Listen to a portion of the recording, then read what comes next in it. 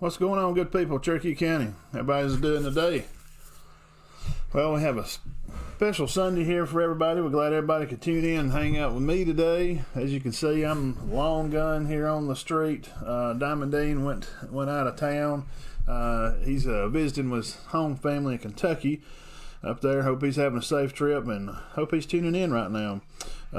Anyway, hope everybody's having a good day. Thank you for spending some time with us as we always do. Always very appreciative of that. Today, guys, we're going to be talking to Coach Beckett's going to call in a little bit. Went up there and spent a little bit of time with him yesterday.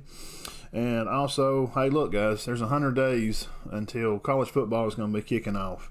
We got plenty of things to talk about. Local coaches moving on and going to be retired and doing a little bit more fishing out here. Alabama girls, they're going to be playing the World Series. And Arkansas, Tennessee, looks like they're going to be heading up the SEC tournament. Got lots of other stuff going on. Thank you for your time. We appreciate you.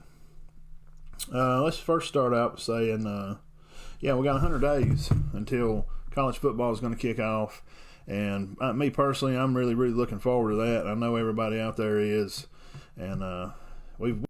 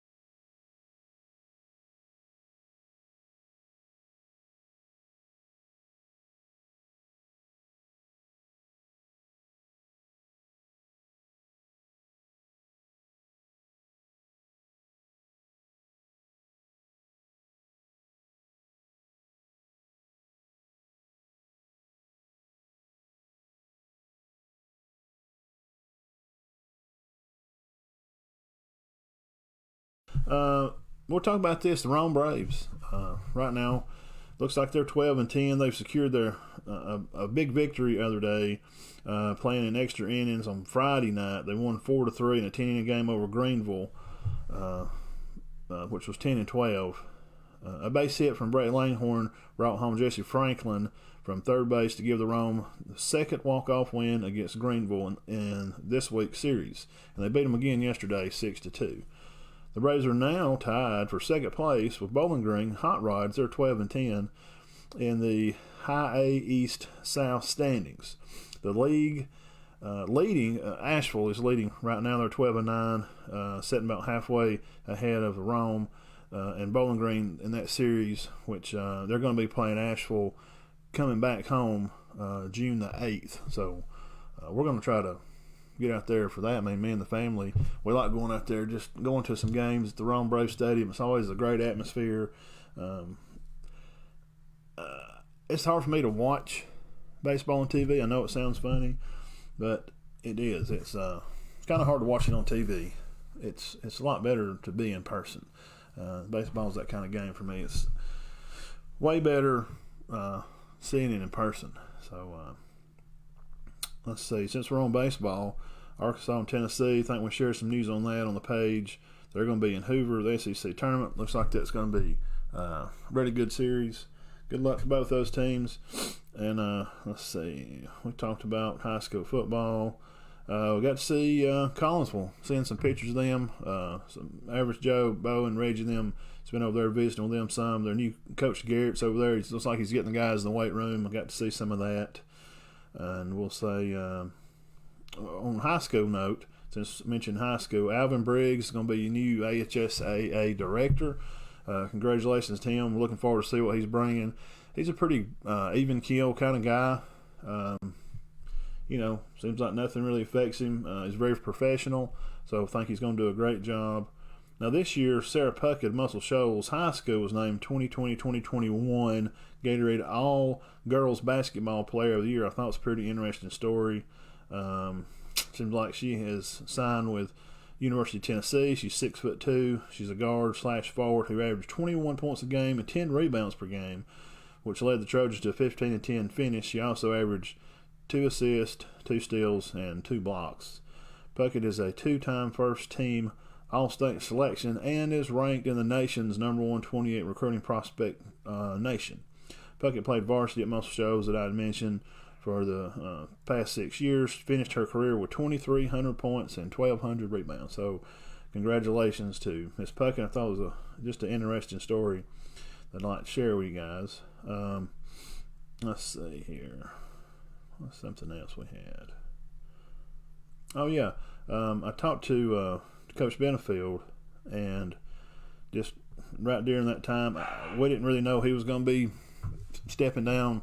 So here's a little article, and Coach Norris from Sandrock. Looks like Coach Norris was the head baseball coach at Sandrock, 15 seasons. Congratulations, Coach Norris. 21 overall seasons.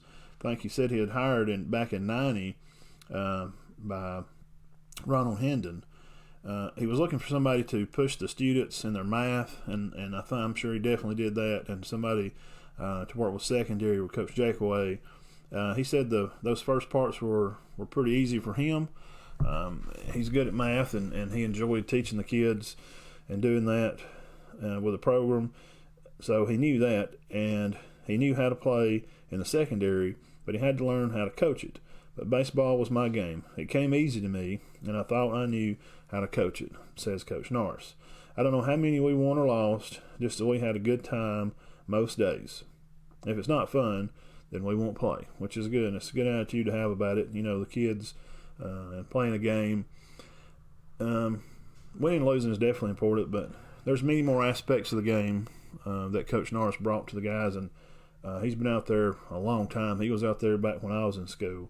Always had a good baseball team, always very competitive, and looks like he thought he would have another year or two, but just had to kind of keep it going. 31 years to 50 to 70 hours a week, 7 months a year. It wears on you, he says. If I was not a core subject teacher and department head for 22 years, I might have been able to continue. Says he has 22 acres of grass, and he's going to go watch that grass grow in the evenings. Now, on the other side, over at Spring Garden, after just one season back, Coach Benefield and the varsity dugout, Benefield's had resigned as Spring Garden's baseball coach. He guided the Panthers, though, to a 25-16 season in 2021 and a Class 2A state quarterfinal berth this year. It was his third 20-plus win season in 9 years with Spring Garden. Hey, guys, that's something to talk about. He guided the Panthers to 143 wins in his baseball career, including area championship and 5 area runner-ups before resigning the following 2015 season. He goes on to say that he was glad he was able to come back this season, even though he took over the team just kind of at the last minute with Coach Corey had went out back in January.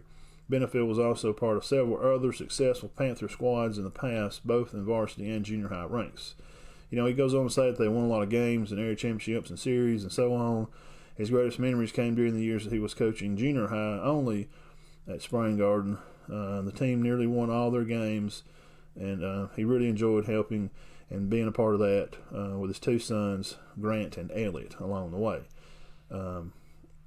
Coach Benefield definitely loves the kids over there. I got to know him a little bit more this season as we started covering some games with him, and I really appreciate him and Coach Norris for letting me hang out in the dugout, and I hope I wasn't in the way none. And take some pictures of the guys and share some news about the baseball team.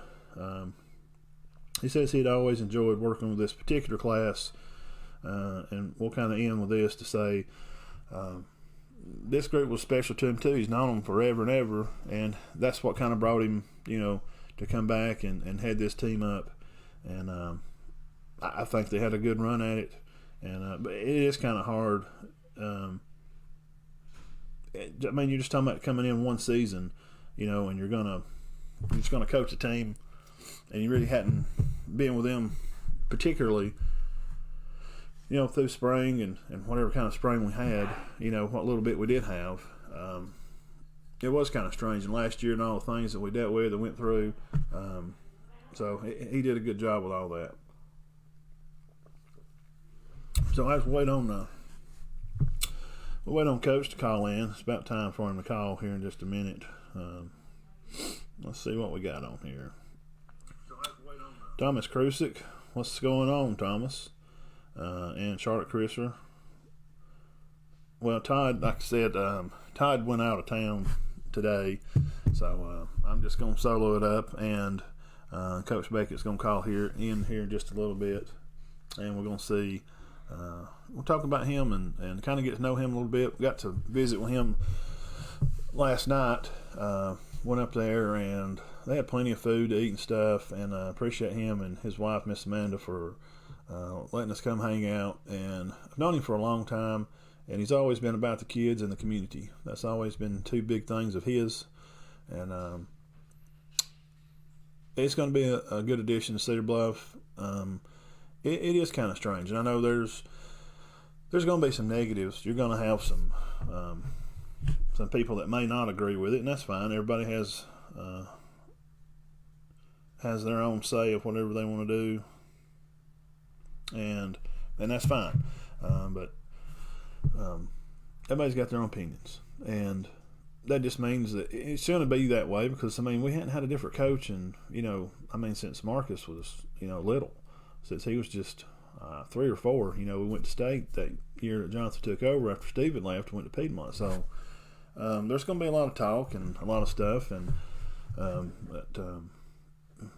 of the crew that's still there. It's going to be a little different. Torrey left. He goes to Spring Garden. Congratulations to him. We got to see him a lot over there. He's at Spring Garden as a VP over there with Brian, and everybody has their own dreams to follow and ambitions and what they want to do in their life. And, some of coaches move on and do other things. And like Coach McWhorter, been there all that time. And, family becomes, not to say more important. That wouldn't be a good word. Just to say you want to pay more attention, to your family.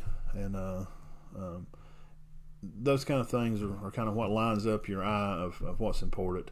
And I think spending more time being around his daughter more and doing those type of family things after speaking with him and some of his family there, even at graduation the other night, that's just where his heart is. And that's great. He did a good job there at Cedar Bluff. We won lots of football games there with him. And but Coach Beckett's gonna be coming on, and he wants to bring a new type of energy, and that's kind of what we're looking for.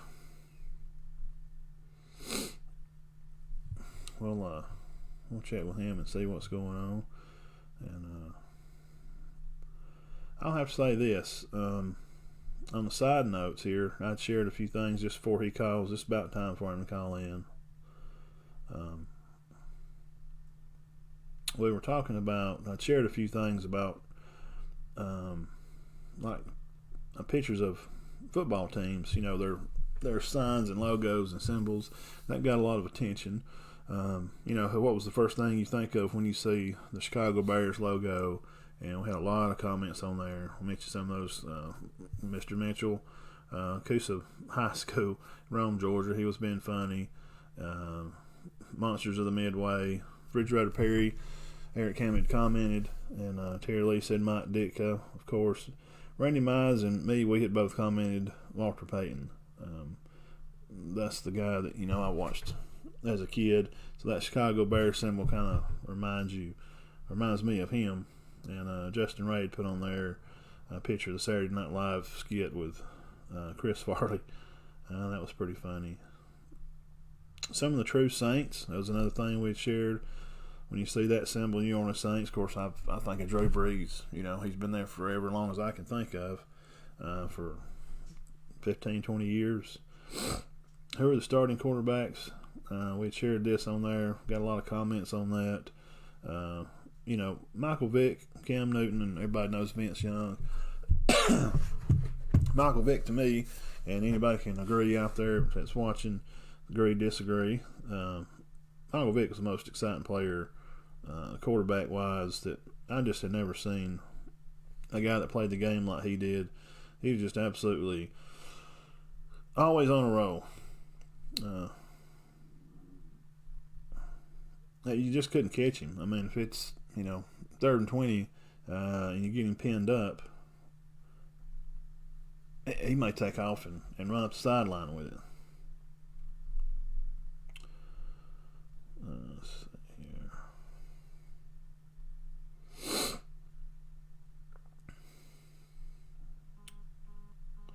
There he is. Okay. All right, we're going to make way in here to Coach Beckett, and y'all welcome him on. Hello there, Coach. How you doing today? How you doing, sir? Man, I'm fantastic. It's great to hear from you again. How's your day going? That's okay. Doing good. Well, I told you in the message there was good news and bad news, and the good news was I was happy to be down there. The bad news was this little part that I'm holding up on the live stream here is about a $2, $3 a USB-C cable connecting the mic to the phone. It had no sound output, and I should have tested it before I did it, but me and Todd has done 90 shows with this phone and never, ever had that problem. So I'm going to just take it as a learning lesson and as a godsend that he just wanted you to obviously to call in and talk to the people today. So that's kind of what we're going to do. There you go. So how's your day been going? Oh, we good. We have rested. We have done what you're supposed to do on the 7th day. That's right. Yeah. Well, I'll tell you yesterday. Now, after I got in, after all the food and the talking, I was crashed out pretty quick, man. I was out. Yeah, us too. Well, we'll kind of recap a little of yesterday. You can share with everybody kind of what your they kind of know who you are and what are you looking forward to bringing, to Cedar Bluff and the culture. And we talked about last night, the identity that they already have. What do you want to add to that and make it even better? Yeah. Okay. Are we ready? Yeah, man. Go ahead. Okay. All right. I got you. All right. Yeah. My thing is it's a place with a lot of history and following Jonathan and he's a guy that came to work daily and he ran a good business model. And he's from his playing days to his coaching. He'll be a county Hall of Fame guy, and so it's a guy to lean on. So I'm excited about that. But we're in our first 30-day period, and I've been reaching out to alumni, and just came out of a meeting with a guy that played on the 65 team, and city councilmen and people like that, and reaching out to our kids, and we've met with our staff and look forward to seeing some of our kids this week. We're going to individually meet with our kids and get to know them in relationships and those things that doesn't happen. You don't wave a wand. It doesn't happen overnight. But I'm a player first guy, and I want this to be a good experience for players. Let them know that that they matter, and try to set this up for. It's not a 4-year relationship; it's a 40-year. And I want them to play incredibly hard. We're going to be disciplined. We don't, my discipline is not grab you by the face mask and sling you all over the place. Mine is you're going to act right because you feel like that's the right thing to do. We're going to instill pride, and it's a place that's already got a lot of that. And Jonathan put a lot of character in those kids. Now, talking ball, we've got to take a lot of time and rep with these with our quarterbacks and receivers and so on and so forth, because we're a little bit behind the 8 ball. We coming in a little bit late, and I'm getting to know who can do what, and then we will. And I was kind of tickled at talking to some of the guys that they're ready to get in the weight room and they're ready to work. And I've been places that you had to coax them into even in that first talk, even wider work. So we are excited to get going. I'll say a little bit to add to the workout stuff.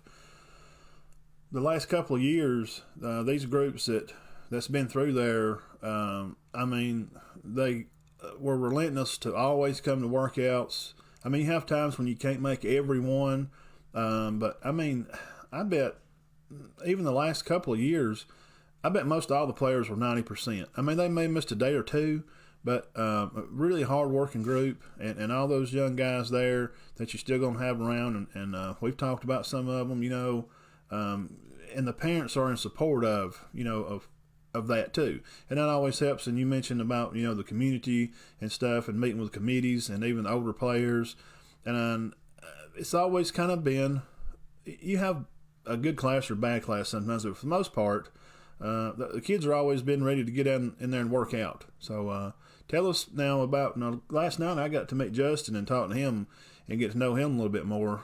Tell us about Coach Little. He's going to be doing the defense stuff, and he's just he's so excited about being part of Cedar Bluff. It's like he's like a kid, like his dream has come true, like he's going to work in Alabama or Auburn. Or tell us a little bit about him. Yeah, he's got that sparkle in his eye. He does. I mean, he is excited, and this is his craft, and this is what he has wanted to do his whole life. He played for me, hardest working. Never had a guy that worked any harder.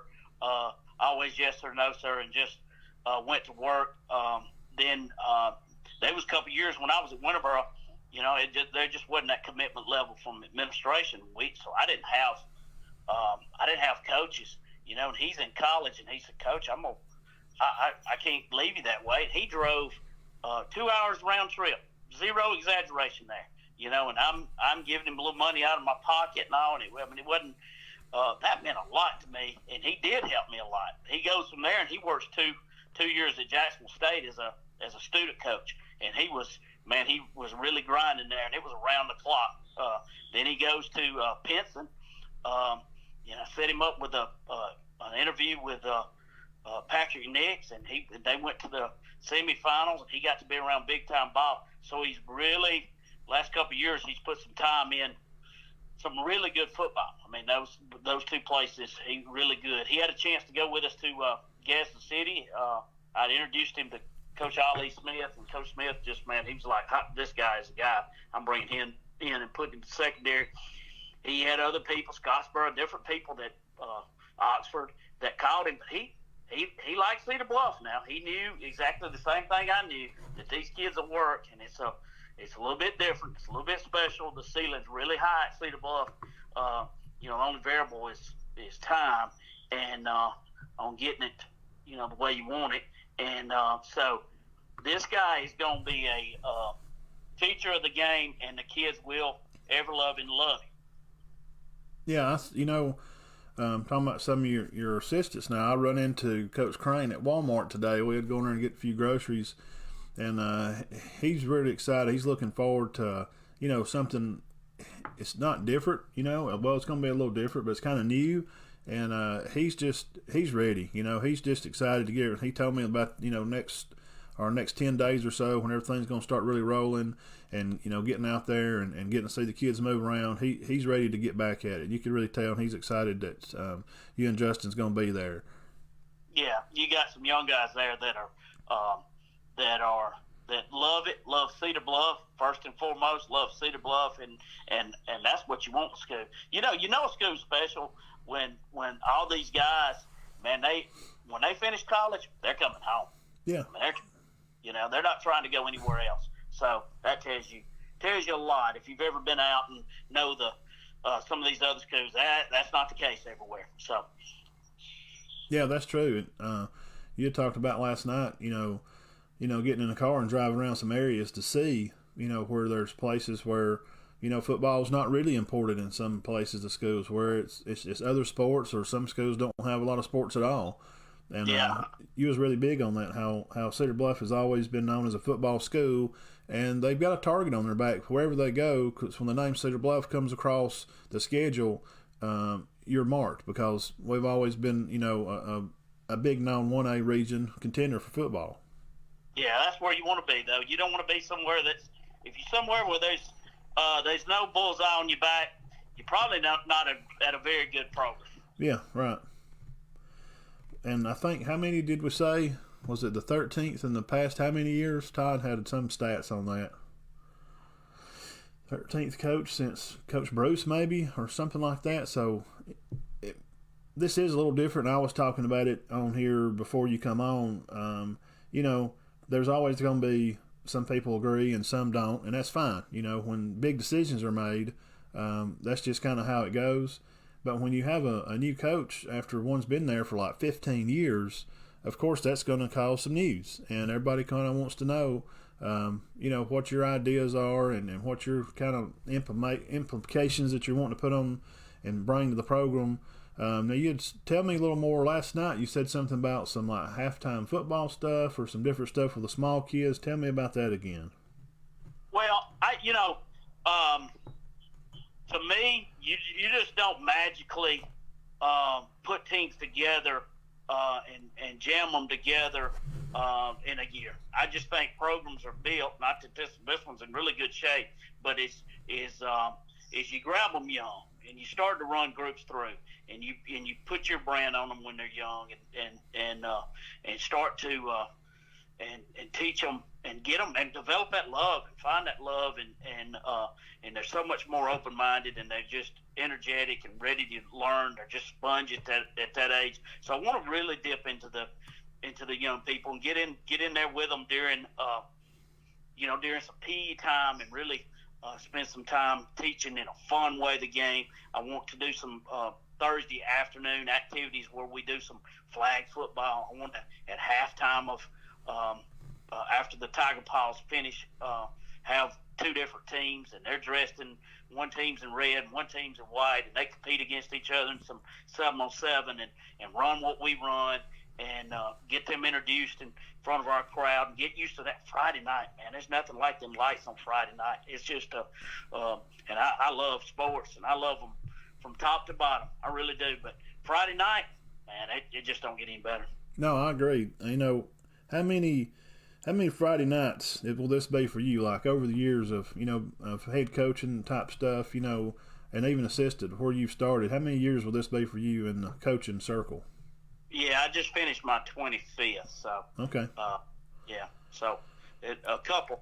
That's why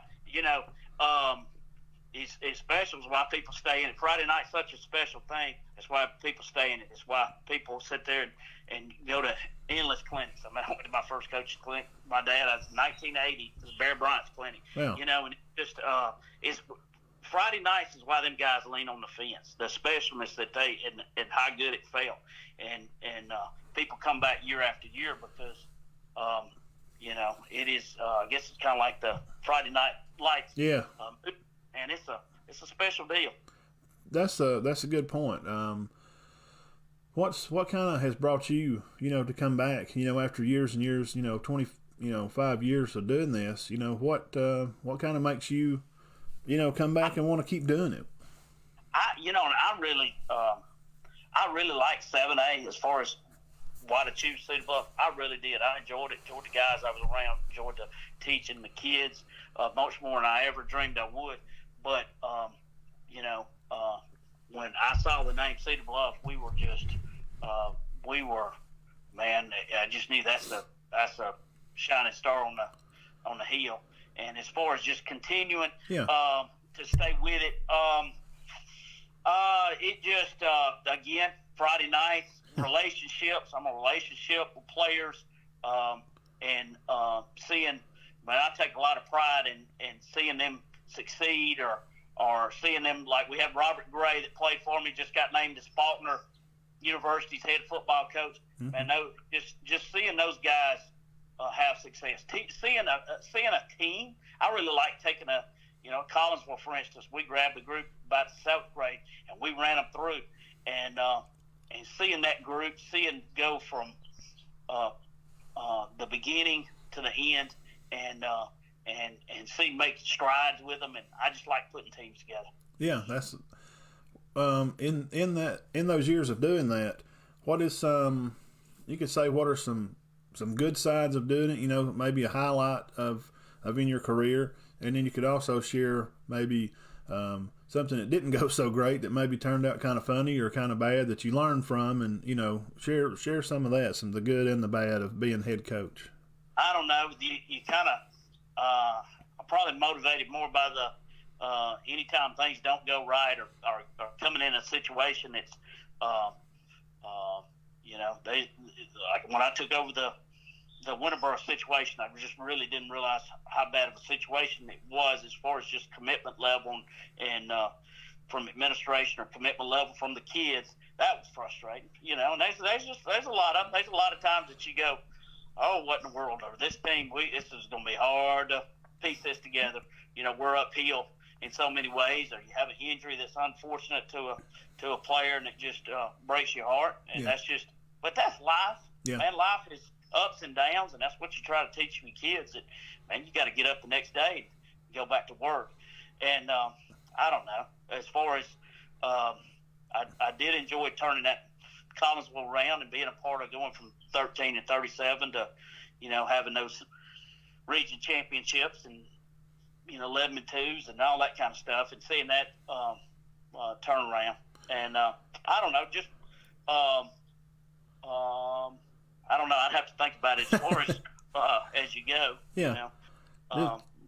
But some of the good things is I've taken over just several programs in rough situations, and and seeing them turn around, that has been a good feeling.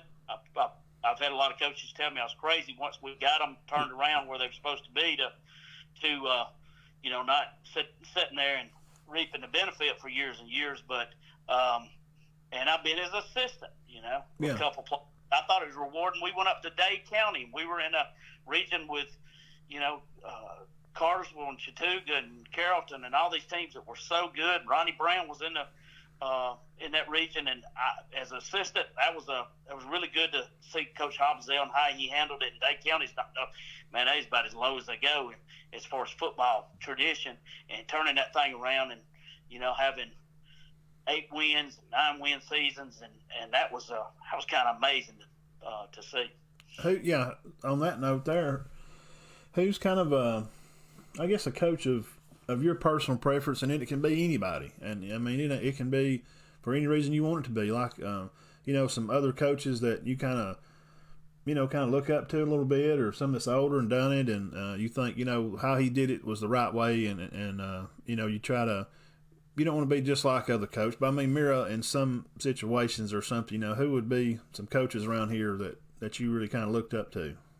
Wow, you're really good, and you asked all the good questions. Probably took a little bit from a lot of people. Sure. And I had, and you know, my dad was in it 41 years, so I guess being around him, I got to see a lot of different people. Coach Johnson was amazing in how he handled people. You know, John Gross, being around him was amazing. His organizational skills. I thought attention to detail. George Hobbsdale that I was talking about at Dade County, that he had a lot of success here, and he retired and went to Georgia. And finally, I noticed he was finally part of a state championship at Calhoun. But his attention to detail was amazing. And then you probably just could go on and on. Oh yeah, there's always. I appreciate you sharing that. And there's not a wrong or right answer to that. It's just, you know, who you've been around. Of course, your dad is going to be a big, you know, part of that. And Coach Johnson, I know you was around that. And, you know, what a great coach he was. I'm sorry that we lost him. And, you know, it made such an impact on a lot of lives, you know, around here in the county. I had Coach Bruce one time into speaking at camp, and I was just, man, I was amazed. He just is like that guy walked on water, and of course everybody assured me, said, "Man, you getting the Pawpaw version? You're not getting that. you're not getting that Johnson version that we went through back in his day." But God, he was amazing to be around him, and got to be around Coach Househalter, who was a legend at Fife, and then just to been around Paul Benefield a little bit, and he is man, that guy's he's amazing. I mean, I'm just Paul's been able to take what I've learned from him and being around him a little bit and covering a lot of games. He just takes what he has, and he just makes mud pies, but he turns them into chocolate pies. Yeah. And he just his attention to detail, like all the other coaches you're talking about, and he adjusts. Being on the sidelines when we play, I'm over there. I held the chain, so I kind of got to be close, by there and just kind of pay attention. He's adjusting during the game. I mean, it's uncanny how he adjusts, and he never panics. All those guys you mentioned are all fantastic coaches, and as the years go by, you have young kids, and as the time goes by, one day my son may be coaching ours one day, and he may say that you've impacted him on something. So leading that question to this, I know we can't tell the future, but, what would, 15 years, 20 years from now, what do you want people to say, to think about you? What have you left behind? I've never even begun to thought about a legacy, but making a difference with the kids and seeing some kind of impact and getting a kid to start to believe in themselves and maximize who they were as a person, and when they get older they come back and tell you a little bit of that stuff, and that's a good feeling. Yeah. And now, my goal is on the field is just to because every team's not the most talented in the state. They're not. They're just not. Yeah. And you try to, but my goal is to maximize who they are and how good they can be. How good can this big team be? Some teams, I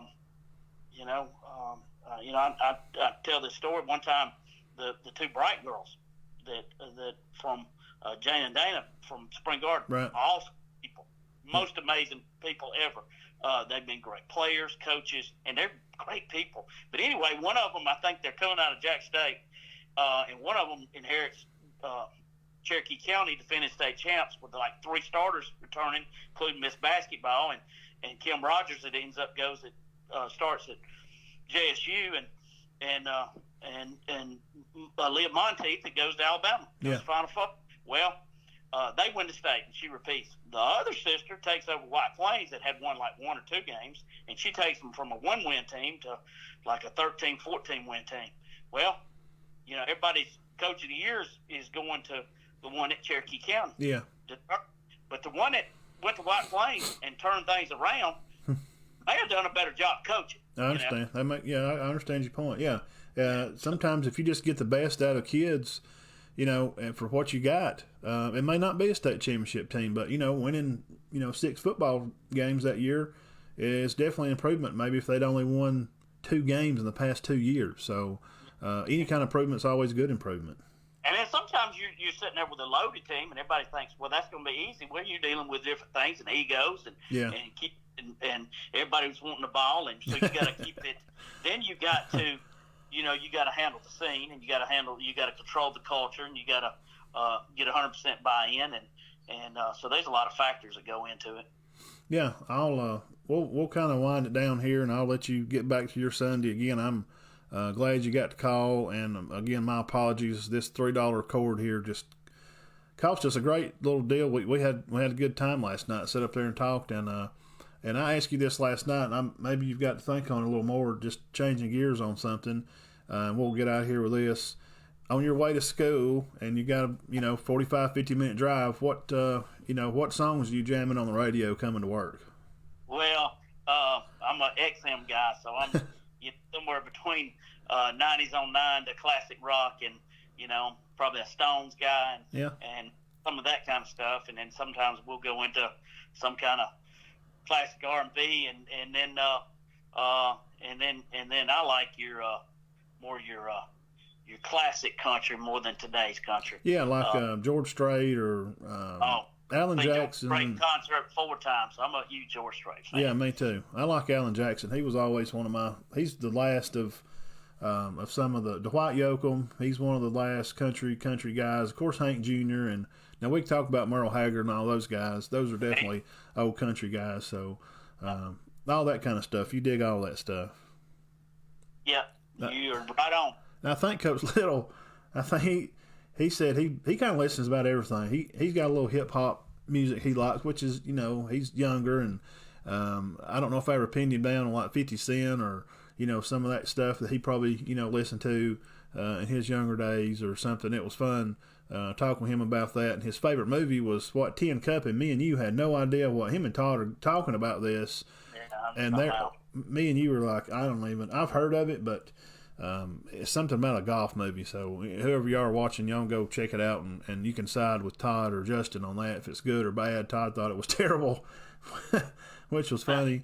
But and your favorite movie stuff, like are you a Terminator type guy or? No, I'm more of I'm not sci-fi at all. I'm just a suspense thriller and some kind of anything that's really thoughty. And Indiana Jones type stuff, maybe historical, artificial type, Well, and that is you talk about the Ark of the Covenant. That is pretty. But I'm more your maybe some kind of espionage, or you got a Jason Bourne type stuff. Yeah, there you go. Okay, yeah, I got you. The Italian Job and all the Taken movies, things like that. Oh yeah, I got you. Oh yeah, I just watched a good one on Netflix. It's called The Triple Frontier, and it's got the guy that played from Sons of Anarchy in it. They're going into some country, and some drug lord has money in the house, and they're trying to get the money out of South America. It's pretty good. It's kind of that kind of stuff. A lot of shooting and that kind of stuff. It's good action movies. Rambo, did you like those movies back in the day? I did. My dad was an enormous Rambo fan.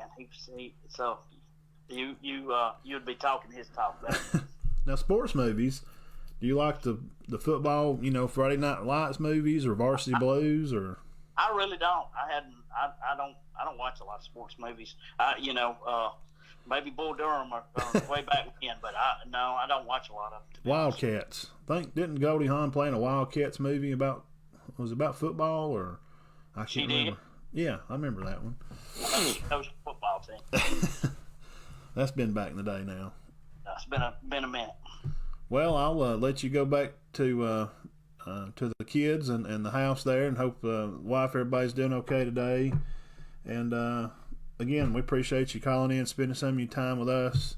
And I'll see you not this week, but the next week. I'm gonna come over and hang out a little bit and just kind of reminisce and get to see what the Tigers are doing. All right, come on by, man. I like what y'all doing. That's you sports, man. You love sports, and you having a lot of fun.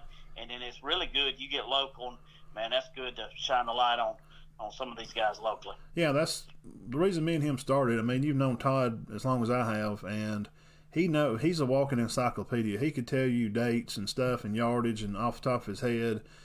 And we just kind of wanted, Cedar Bluff and Galesville Center and Spring Garden to have a little small ESPN of their own, where we could actually bring on kids on camera and talk to them, have them call in, go to their games, take real pictures and put them on social network immediately, and build relationships with the kids. And I knew a lot of this senior and junior class because I coached them when they were younger. So, we just wanted to put a little star on some of them and make them feel good, about what they're doing, that what you're doing, even though it's a 1, 2, or 3A school, or 4A, it's like center or something, you're still appreciated. And the coaches, we love bringing coaches on like yourself, and we've had a lot of good fun interviews, and you'd been on before, last year you come on, and it's a lot of fun. And we just bring a little bit of attention, and of course it's always about the kids, and we give God glory in all that we do always. So I appreciate you again, Coach, for taking time out of your day, and enjoy the rest of your evening. I'll see you in the week after, okay? Awesome. Talk to you soon. All right, thank you, Coach. See you, man. Well, there you go. Coach Beckett called in again. Appreciate him for doing that, and this $3 cord, man. But you know what? We live and learn. I ain't mad about it, and can't cry over spilt milk. So we'll kind of, I guess, wrap it up with that. And of course, Diamond Dean, like I said, he didn't make it here this week. And before we get out of here, well,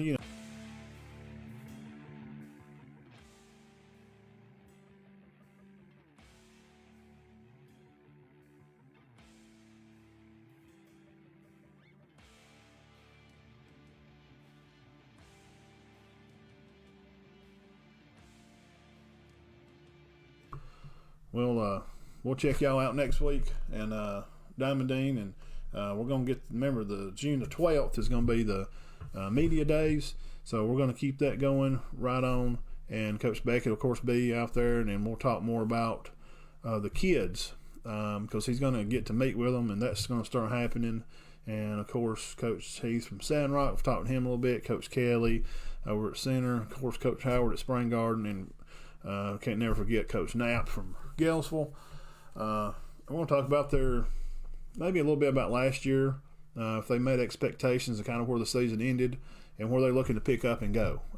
Looking forward to the schedule ahead for the county teams, and that's what we'll kind of be doing on June 12th. Probably spend, we're going to start at 2, probably going about 2 hours, maybe go an hour, may take a break, and then we'll come back and do another hour. I'm still trying to lay out some of the details on how we're going to do that. So, again, hey, we appreciate you, and y'all have a great week, and God bless you. Keep your heads clear and your hearts full of God. We love you. We thank you. Peace.